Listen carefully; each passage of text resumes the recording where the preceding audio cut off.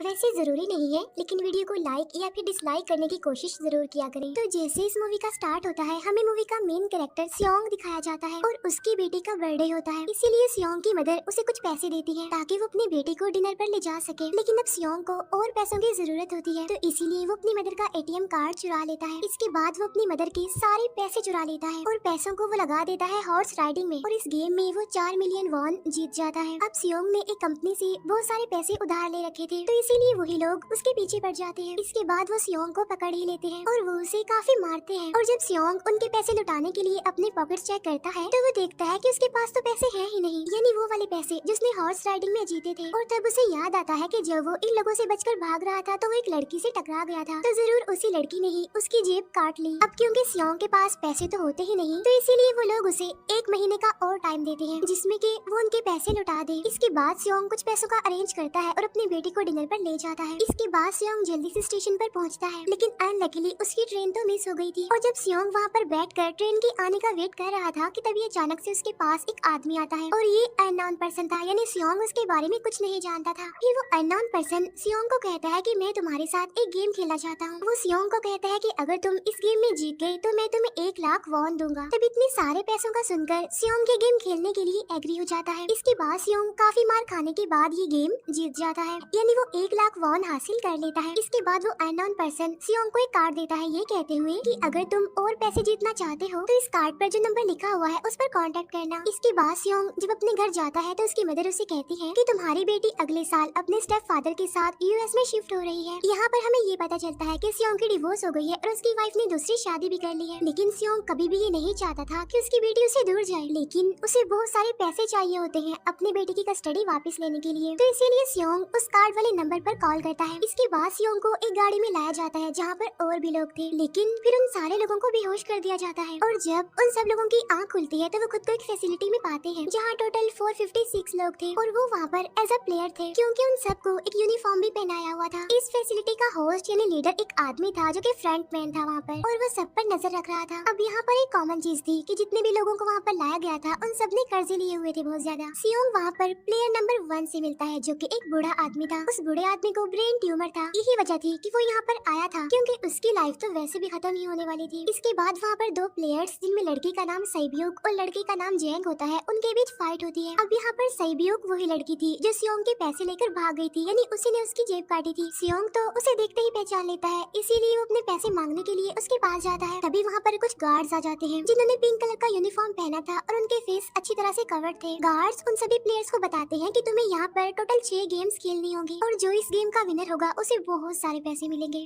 इसके बाद उन सबसे एक कॉन्ट्रैक्ट पर साइन करवाया जाता है, और इस कॉन्ट्रैक्ट के 3 मेन रूल्स थे। पहला रूल ये कि कोई भी प्लेयर अपनी मर्जी से गेम को छोड़कर नहीं जा सकता। दूसरा रूल ये होता है कि जो भी प्लेयर खेलने से मना करेगा तो उस प्लेयर को एलिमिनेट कर दिया जाएगा, और उनके मुताबिक एलिमिनेट का मतलब क्या था ये तो हम आगे ही जानेंगे। गेम का तीसरा रूल ये था कि अगर मेजोरिटी इस गेम को खेलना नहीं चाहती तो वो इस गेम को छोड़कर जा सकते हैं। इसके बाद उन सबको गेम के लिए ले जाया जाता है। अब यहाँ पर सियोंग अपनी क्लासमेट सैंगवू से भी मिलता है, जो कि उसे बचपन से जानता था। सियोंग उसे वहाँ पर देखकर काफी हैरान होता है, क्योंकि वो तो किसी बिजनेस के लिए आउट ऑफ कंट्री चला गया था। अब पहले गेम के लिए वहाँ पर एक काफी बड़ी डॉल थी, और इस गेम का रूल काफी सिंपल था, और वो ये था कि डॉल जब भी गाना गाएगी उन सबको आगे बढ़ना है, और जैसे ही वो गाना बंद करेगी तो उन सबको रुक जाना है और मूव नहीं करना है, और अगर कोई हिल गया तो उसे एलिमिनेट कर दिया जाएगा। अब स्टार्टिंग में तो ये सब कुछ उन्हें किसी प्रैंक की तरह लग रहा था, लेकिन जब एक लड़का हिल जाता है तो उसे शूट करके मार दिया जाता है, और यही होता है एलिमिनेट का मतलब, यानी उन्हें मार दिया जाएगा। अब ये देखकर वो सारे लोग काफी घबरा जाते हैं, और उन्हें पता चल चुका था कि वो खतरे में है, इसीलिए लोग डरते हुए पैनिक करते हुए इधर उधर भागने लगते हैं।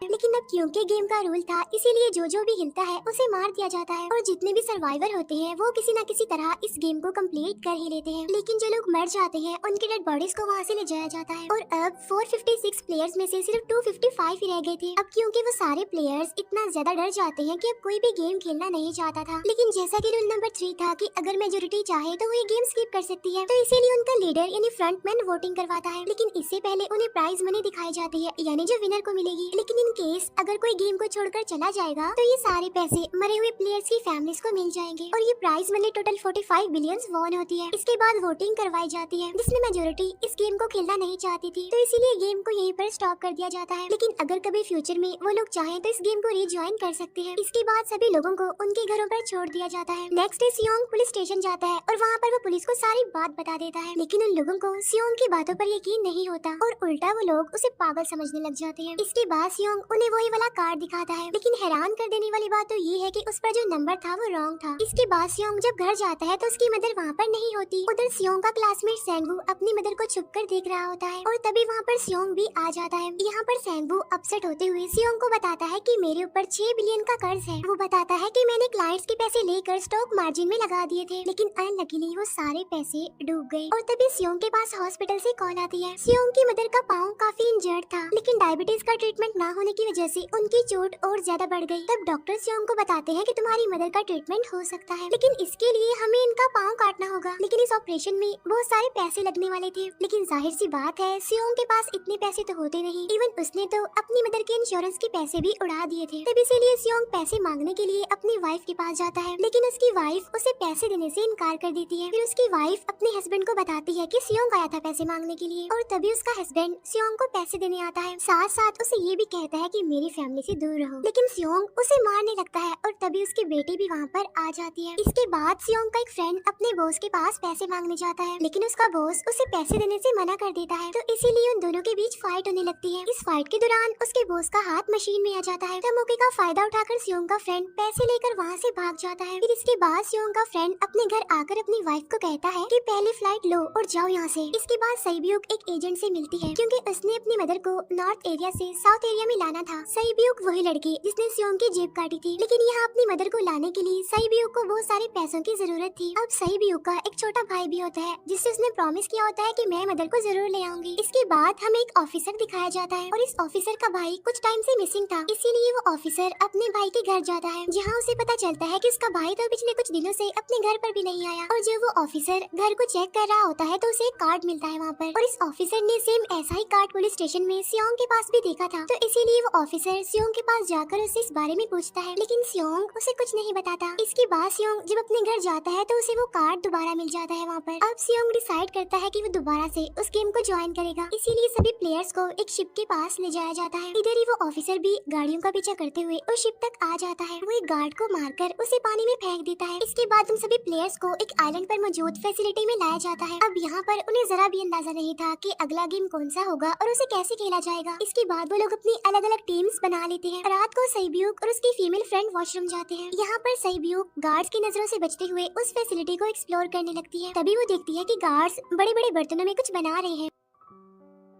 लेकिन अब क्योंकि गार्ड्स को शक हो जाता है तो ये गार्ड वॉशरूम्स को चेक करने के लिए आता है, लेकिन तब तक सईब्यूक वापस आ चुकी थी। इसके बाद सईब्यूक अपनी फीमेल फ्रेंड को सारी बात बता देती है जो उसने देखा था, लेकिन यहाँ पर सेंगवू उन दोनों की बातें सुन लेता है और वो इस बारे में सईब्यूक से पूछता है, जिस पर सईब्यूक बताती है कि वो बड़े बड़े बर्तनों में कुछ पका रहे थे। इसके बाद उन सभी प्लेयर्स को प्ले ग्राउंड में लाया जाता है, जहाँ पर उनके सामने 4 शेप्स थी। 4 शेप्स में से उन्होंने किसी एक शेप को चूज करना था। अब यहाँ पर सेंगवू को पता चल जाता है कि गेम क्या है और क्या करना है हमें। सेंगवू सियोंग को बताता है कि सबने अलग अलग शेप्स को चुनना है। इसके बाद उन सभी को एक छोटा सा बर्तन दिया जाता है जिसमें की शेप्स बनी होती है। अब गेम उनकी ये होती है कि उन्होंने किसी तरह उस शेप को बाहर निकालना है बगैर डैमेज किए, लेकिन अगर शेप जरा से भी खराब हो गई तो उन्हें एलिमिनेट कर दिया जाएगा, यानी मार दिया जाएगा। अब यहाँ पर सेंगवू तो इजिली उस शेप को निकाल लेता है, लेकिन सियोंग इतना ज्यादा घबरा जाता है कि उसकी हालत खराब होने लगती है, लेकिन फिर वो किसी न किसी तरह करके इस गेम को भी जीत लेता है। इसके बाद उन सबको वापस से रूम में लाया जाता है। अब यहाँ पर 187 प्लेयर्स वापस आए थे, जिनमें से अब सिर्फ 108 ही रह गए थे। इसके बाद उन सबको खाने के लिए ले जाया जाता है, लेकिन खाने की वजह से जैंग की एक लड़के से फाइट हो जाती है, जहाँ पर जैंग उस लड़के को इतना ज्यादा मारता है कि वो मौके पर ही मर जाता है। इधर ही हम देखते हैं कि उन प्लेयर्स में से एक डॉक्टर होता है जो गार्ड्स के साथ मिलकर मरे हुए लोगों के ऑर्गन्स निकाल कर उन्हें चाइनीज को बेचने का काम करता है। इसीलिए जब भी डेड बॉडीज को ले जाया जाता है तो वो डेड बॉडीज को गायब कर लेते हैं, क्योंकि ये सब कुछ एक प्लान के अकॉर्डिंग चल रहा था, क्योंकि ये सारा कुछ फ्रंट मैन से छुप कर हो रहा था। यही वजह थी कि कंट्रोल रूम में भी उन्होंने अपना ही एक आदमी बिठाया आया हुआ था, जो कि उन लोगों की सारी वीडियो फुटेज डिलीट कर देता था। और गार्ड्स तो डॉक्टर को गेम के बारे में पहले ही बता देते थे ताकि वो सरवाइव कर सके। यहाँ पर एक गार्ड उसी प्लेयर डॉक्टर को बताता है कि आज हमने प्लेयर्स को जानबूझकर खाना कम दिया है ताकि वो आपस में लड़ने लगे, जिससे होगा ये कि सारे वीक प्लेयर्स गेम से आउट हो जाएंगे। साथ ही गार्ड डॉक्टर को अपनी अगली गेम के बारे में बता देता है। अब 30 मिनट के बाद वहाँ पर लाइट्स ऑफ होने वाली थी। अब यहाँ पर सैंगवू को पता था कि सियोंग की टीम जरूर कोई उल्टा काम करेगी, इसीलिए वो उस टीम को अपने पास बुलाकर उन्हें रिलैक्स रहने के लिए कहता है। उधर वो जो डॉक्टर प्लेयर होता है वो जैंग की टीम में शामिल हो जाता है। यहाँ पर डॉक्टर जैंग को बता देता है कि अगला गेम क्या होने वाला है। इसके बाद लाइट्स ऑफ हो जाती है और जैंग अपनी टीम के साथ मिलकर बाकी सभी को मारने लगता है। जैंग एक लड़की को मारकर सैब्यू को मारने जाता है, लेकिन तभी सियोंग उसे बचा लेता है। इसके बाद गार्ड्स वहाँ पर आकर उन सभी को रोक लेते हैं और अब टोटल 80 लोग रह गए थे। इसके बाद उन सभी को तीसरे गेम के लिए ले जाया जाता है और यहाँ पर उन्हें 10-10 प्लेयर्स की एक टीम बनाने के लिए कहा जाता है और वो लोग ऐसा ही करते हैं, अपनी अपनी टीम बना लेते हैं। अब क्योंकि जैंग को अगली गेम के बारे में पहले ही पता होता है, इसीलिए वो सैब्यू की फीमेल फ्रेंड को अपनी टीम में नहीं रखता और वो अपनी टीम में सिर्फ मर्दों को ही रखता है। इसके बाद सैंगवू भी अपनी एक टीम बना लेता है। अब क्योंकि उन्हें एक प्लेयर की जरूरत थी, तो इसीलिए सैब्यू की फीमेल फ्रेंड उनकी टीम में शामिल हो जाती है और ये गेम असल में टग ऑफ वॉर का होता है, यानी उन्होंने अपने सामने वाली टीम को नीचे गिराना था। इसके बाद गेम स्टार्ट हो जाती है और जैंग की गेम बड़ी आसानी से इस गेम को जीत लेती है। इसके बाद बारी होती है सैंगवू की टीम की। तब प्लेयर नंबर 1 यानी वो बूढ़ा आदमी कहता है कि मैंने अपनी जिंदगी में बहुत सारी टग ऑफ वॉर्स खेल रखी है, इसीलिए उन सबको गाइड करता है कि इस गेम को कैसे जीतना है। तो इसीलिए वो लोग किसी न किसी तरह करके इस गेम को जीत जाते हैं। फिर दिखाया जाता है कि 30 मिनट के बाद दोबारा से लाइट्स ऑफ हो जाएंगी, जिस पर सैंगवू उन सबको कहता है कि रेडी रहना। तो इसीलिए वो डिसाइड करते हैं कि एक एक करके हम पहरा देंगे। अब जैंग की टीम में एक से बढ़कर एक चालाक प्लेयर था, तो इसीलिए जैंग को डर होता है कि कहीं उसकी टीम उसे ही साइड पर ना लगा दे, यानी उसे ही अपने रास्ते से ना हटा दे। दूसरी तरफ डॉक्टर और गार्ड्स मिलकर डेड बॉडी की ऑर्गन्स निकाल रहे होते हैं और इन ऑर्गन्स को डिलीवर करने जाना था गार्ड नंबर 28 एंड 29। तब वो सभी एक डेड बॉडी के बारे में बातें करने लगती हैं, जिसकी सिर्फ एक किडनी थी और वो उसे ज़ॉम्बी कह रहे थे। अब यहाँ पर जो गार्ड नंबर 29 था, यानी जिसने वो ऑर्गन्स डिलीवर करने जाने थे, वो कोई और नहीं बल्कि वो ऑफिसर था जो गार्ड के बेस में वहाँ पर आया था। और ये सब बातें सुनकर उसे शक होता है कि शायद ये लोग मेरे भाई की बात कर रहे हैं, क्योंकि उसकी भी एक ही किडनी थी। इसके बाद नंबर 28 और 29 यानी वो ऑफिसर ऑर्गन्स को डिलीवर करने के लिए चले जाते हैं। रास्ते में वो ऑफिसर नोटिस करता है कि टनल में तो बॉम्ब लगा हुआ है। तब नंबर 28 उसे बताता है कि जब हम यहाँ से बाहर निकलेंगे तो इस जगह को ब्लास्ट कर दिया जाएगा। अब यहाँ पर वो ऑफिसर नंबर 28 से और इन्फॉर्मेशन लेने की कोशिश करता है, इसीलिए नंबर 28 को उस पर डाउट होने लगता है, इसीलिए वो उस ऑफिसर को अपना फेस दिखाने के लिए कहता है। अब यहाँ पर वो ऑफिसर अपना फेस भी दिखा देता है, साथ साथ वो नंबर 28 पर गन पॉइंट भी कर देता है। साथ साथ वो ऑफिसर उससे एक किडनी वाले आदमी के बारे में पूछता है कि वो कौन है जिसे तुम ज़ॉम्बी कहते थे, जिस पर वो नंबर 28 उससे कहता है कि वो तो एक लड़की थी। अब यहाँ पर नंबर 28 उस ऑफिसर को कहता है कि तुम लीडर के रूम में जाकर सारी इन्फॉर्मेशन देख सकते हो, वहाँ पर सबका डाटा है। ये जानने के बाद वो ऑफिसर नंबर 28 को मार डालता है। उधर वो डॉक्टर गार्ड से अगली गेम के बारे में पूछता है, लेकिन इस बार गार्ड्स को भी अगली गेम के बारे में पता नहीं होता। तब इसीलिए डॉक्टर को गुस्सा आ जाता है और वो एक गार्ड को पकड़ लेता है और उनकी फाइट होने लगती है। इसी फाइट में डॉक्टर उस गार्ड को मार कर वहाँ से भाग जाता है। इसके बाद एक गार्ड भी उसका पीछा करता है और वो दोनों प्लेग्राउंड में आ जाते हैं। यहाँ पर गार्ड डॉक्टर को अपनी बातों में फंसा कर उसे मारने वाला होता है, लेकिन तभी लीडर इन्हीं फ्रंटमैन आकर उसे मार डालता है और बाद में वो उस डॉक्टर को भी मार डालते हैं। साथ साथ इन्हीं वहीं पर नंबर 28 की डेड बॉडी भी मिल जाती है, जिससे इन्हें ये पता चल जाता है कि फैसिलिटी में कोई घुस गया है। उधर वो ऑफिसर लीडर इन्हीं फ्रंटमैन के रूम तक पहुंच जाता है। तब वो चेक करते करते एक ऐसे रूम में जाता है जहाँ पर सबके रिकॉर्ड्स थे, और जब वो ऑफिसर रिकॉर्ड चेक कर रहा होता है तो उसे सभी विनर्स की एक लिस्ट मिलती है, जिसमें उसके भाई का भी नाम था, यानी वो भी कभी विनर था। उधर सभी प्लेयर्स को 4th गेम के लिए ले जाया जाता है, जहाँ पर उन सबको अपना अपना पार्टनर चुनने के लिए कहा जाता है, और वो प्लेयर्स करते भी ऐसा ही है, अपना अपना पार्टनर चुन लेते हैं। सैब्यू की फीमेल फ्रेंड भी अपना पार्टनर ढूंढने की कोशिश करती है, लेकिन कोई भी उसका पार्टनर बनने को तैयार ही नहीं था। इसके बाद सभी प्लेयर्स को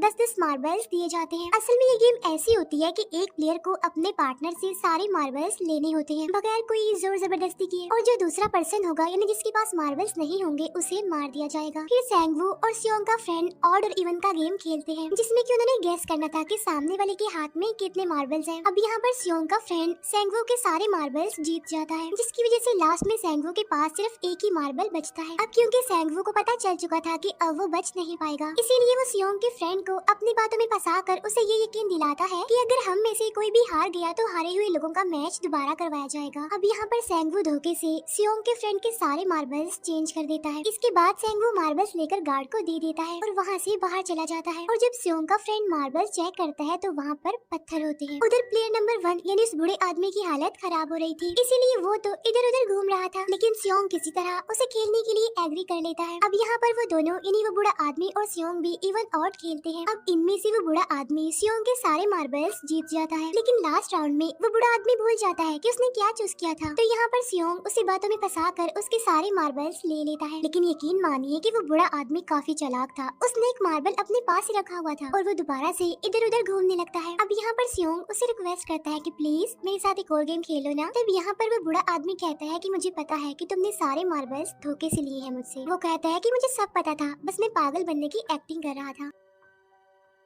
तभी सुनकर सियोंग को उस पर तरस आ जाता है और वो उसे ही सारे मार्बल्स दे देता है। उसके बाद सैब्यूक और उसकी फीमेल फ्रेंड भी गेम खेल रहे होते हैं। उनकी गेम ये होती है कि जो मार्बल्स को दीवार के ज्यादा करीब फेंकेगा वही जीतेगा। पहले सैब्यूक अपने मार्बल्स फेंकती है, लेकिन जब सैब्यूक की फ्रेंड की बारी आती है तो वो अपने सारे मार्बल्स फेंक देती है। लेकिन जब सैब्यूक ये देख लेती है तो वो अपने फ्रेंड को दोबारा फेंकने के लिए कहती है, जिस पर उसकी फ्रेंड कहती है कि नहीं सैब्यूक, मैं बिल्कुल अकेली हूँ, मेरे पीछे तो कोई भी नहीं है, लेकिन अगर तुम्हें कुछ हो गया तो ये अच्छी बात नहीं है, तुम्हारे पीछे तुम्हारा छोटा भाई है, तुम्हारा वेट कर रहा है। और इसी वजह से सैब्यूक की फ्रेंड को मार दिया जाता है। इसके बाद उन सबकी डेड बॉडीज को वहाँ से ले जाया जाता है। इसके बाद वो सब वापस से रूम में आ जाते हैं। यहाँ पर जैंग देखता है कि सैब्यूक की वो वाली फ्रेंड तो अभी तक जिंदा है, जो कि बड़ी आराम से बैठी हुई थी। अब यहाँ पर हमें पता चलता है कि सैब्यूक की ये वाली फ्रेंड जैंग की भी फ्रेंड थी, लेकिन अब क्योंकि उन दोनों के बीच किसी बात को लेकर क्लैश चल रहा था, तो इसीलिए जैंग की वो फ्रेंड उसे बुली करने लगती है। इसके बाद फ्रंटमैन को एक डेड बॉडी के पास उस ऑफिसर का आईडी कार्ड मिल जाता है। तभी फ्रंटमैन को पता चलता है कि उसके सारे वीआईपीज आ चुके हैं, तो इसीलिए फ्रंटमैन उन्हें लेने के लिए चला जाता है। फिर सारे वीआईपीज को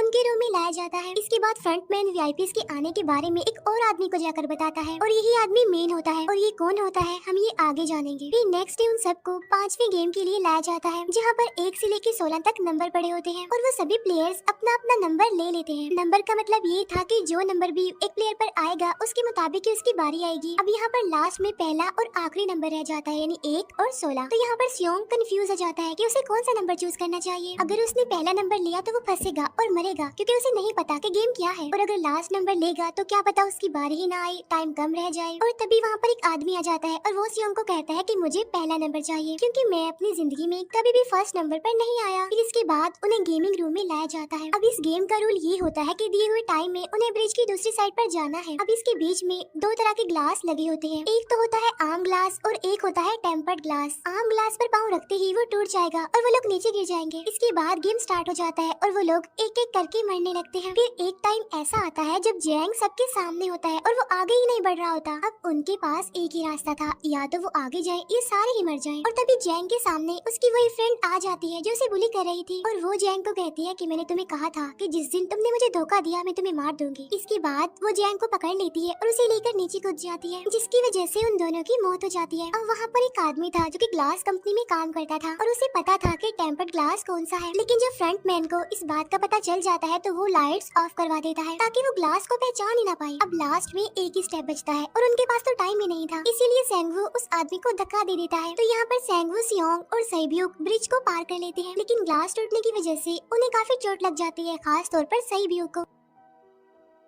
उधर उस ऑफिसर ने एक सर्वेंट को मारकर उसकी जगह खुद ले ली थी। अब एक वीआईपी को उस ऑफिसर पर शक होता है और वो उसे कहता है कि अपना मास्क रिमूव करो, लेकिन वो ऑफिसर कहता है कि ठीक है, लेकिन मैं अंदर जाकर अपना मास्क रिमूव करूंगा। इसके बाद वो ऑफिसर उस वीआईपी को लेकर अंदर चला जाता है। अंदर जाकर वो ऑफिसर उस वीआईपी को बेहोश कर देता है और इस बात का पता फ्रंटमैन को चल जाता है, इसीलिए फ्रंटमैन उसके पीछे जाता है और वो उस ऑफिसर को देख लेता है, इसीलिए वो ऑफिसर वहाँ से भागकर आइलैंड पर आ जाता है। फ्रंटमैन भी उसका पीछा करते हुए वहाँ पर आ जाता है। अब यहाँ पर वो ऑफिसर अपने सीनियर्स को कॉल करने की कोशिश करता है, लेकिन कॉल कट हो जाती है। फिर वो ऑफिसर उन्हें सारे सबूत भेजता है, लेकिन वहाँ पर नेटवर्क नहीं था। इसके बाद फ्रंटमैन ऑफिसर को पकड़ लेता है और उसे उनके साथ चलने के लिए कहता है, लेकिन वो ऑफिसर तो उस फ्रंटमैन पर गोली चला देता है। इसके बाद फ्रंटमैन अपना मास्क उतार देता है तो वो ऑफिसर देखता है कि वहाँ पर कोई और नहीं बल्कि उसका अपना भाई है वो। इसके बाद ऑफिसर का भाई यानी फ्रंटमैन उसे शूट कर देता है और वो जाकर पानी में गिरता है। उधर ग्लास लगने की वजह से सैब्यूक काफी इंजर्ड हो गई थी और उसका बहुत सारा खून भी बह रहा होता है। इसके बाद इन सर्वाइवर्स को डिनर के लिए ले जाया जाता है और उनके पास एक एक नाइफ भी रख दिया जाता है, मतलब रात में उन तीनों में से कोई भी एक दूसरे को मार देगा। तभी सियोंग नोटिस करता है कि सईब्यू की हालत काफी खराब है, इसीलिए वो सईब्यू को कहता है कि फिक्र मत करो, हम दोनों साथ हैं और इस गेम में हम दोनों मिलकर सैंगवू को हरा देंगे। इसके बाद हम दोनों यहाँ से बाहर निकल जाएंगे और पैसों को आधा आधा डिवाइड कर लेंगे। सईब्यू उसे बताती है कि मेरा एक छोटा भाई है जिसे मैं ऑर्फनेज में छोड़कर आई हूँ और अगर हम दोनों में से कोई भी जिंदा बचकर बाहर जाएगा तो उसे उन दोनों की फैमिलीज का ख्याल रखना होगा। अब सईब्यू की हालत काफी खराब थी, उसे डॉक्टर की जरूरत थी, इसीलिए सियोंग कोई मदद लाने के लिए जाता है, लेकिन जब तक वो वापस आता है तब तक सैंगवू सईब्यू को मार चुका था। फिर नेक्स्ट डे उन दोनों को गेम नंबर 6 यानी लास्ट गेम के लिए ले जाया जाता है। गेम का रूल बड़ा ही सिंपल था कि मार दो या मर जाओ और इस गेम का नाम होता है स्क्विड गेम। इसके बाद गेम स्टार्ट हो जाती है और उन दोनों के बीच काफी फाइट होती है, लेकिन लास्ट में सैंगवू की हालत खराब होने लगती है। तभी सियोंग कहता है कि मैं इस गेम को रोकना चाहता हूँ और तभी सियोंग